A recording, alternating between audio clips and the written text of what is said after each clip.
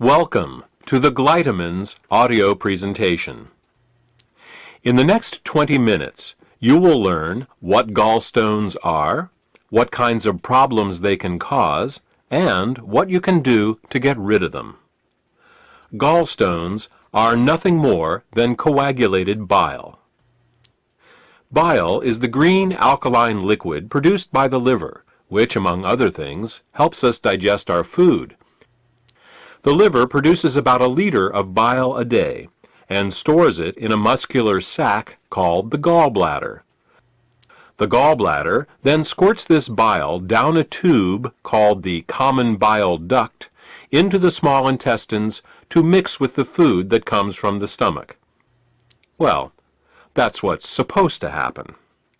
Unfortunately, with nutritional deficiencies and exposure to certain toxins, bile can thicken and form what is known as biliary sludge.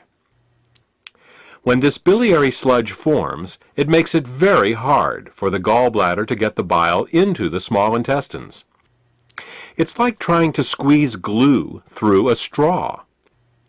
It is out of this biliary sludge that gallstones are formed. Gallstones and biliary sludge disrupt the normal flow of bile, causing 3 different types of problems. The first set of problems is related to not getting enough bile into the intestines. The second set of problems occurs when toxins, unable to leave the body through the bile, back up and accumulate in the liver and the bloodstream.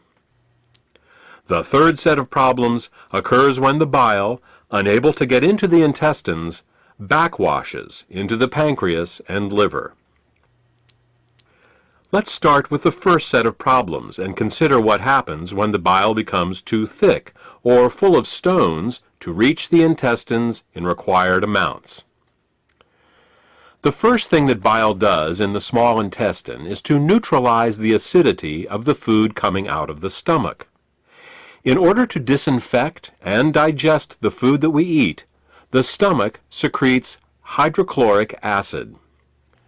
Did you ever wonder why the stomach doesn't digest itself? It's because the stomach has a special mucus layer that protects it from this hydrochloric acid. But the small and large intestine have no such protection.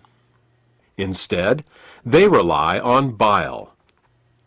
Bile is a very alkaline substance, and when it comes into contact with the acidic food from the stomach, the acids are neutralized.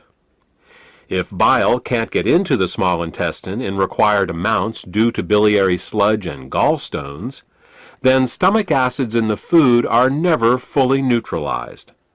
They can cause acid burns along the entire length of the small and large intestines, all 30+ feet of them. We experience this as indigestion, heartburn, ulcers, and all manner of digestive complaints. In essence, we are digesting our own intestines. The next thing that bile does in the intestine is to emulsify the fats and oils in the food that we eat. Emulsification is the process by which fats and oils are made water-soluble. To understand emulsification, think of soap. It's next to impossible to rinse grease off a dish with just plain water. But if you put a drop of soap on the dish, the grease washes right off. That's because soap is an emulsifier. It's what allows fats and oils to mix with water. Bile is the body's natural emulsifier, and it is what allows us to digest the fats and oils we eat. Without this emulsification process, essential fats, oils, and all the fat-soluble vitamins we eat become very difficult to absorb. Without adequate bile in the intestines, a person can end up suffering from malnutrition, regardless of the quality and/or quantity of the food that they eat.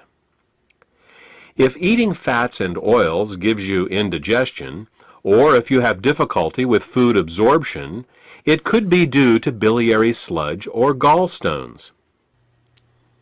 The next thing that bile does in the intestines is to stimulate Peristalsis.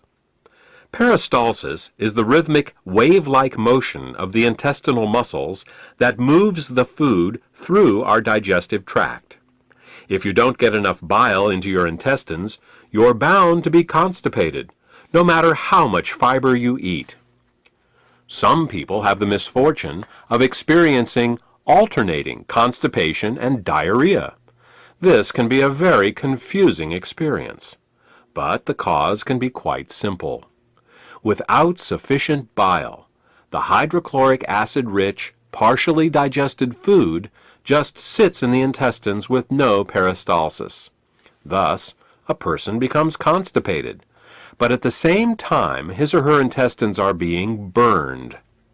When enough acids build up and the intestines can't take it anymore, they purge themselves with a bout of diarrhea. Then, with the acids evacuated, the process starts all over again. If you are experiencing problems with constipation, diarrhea, or both, biliary sludge and gallstones could be the cause.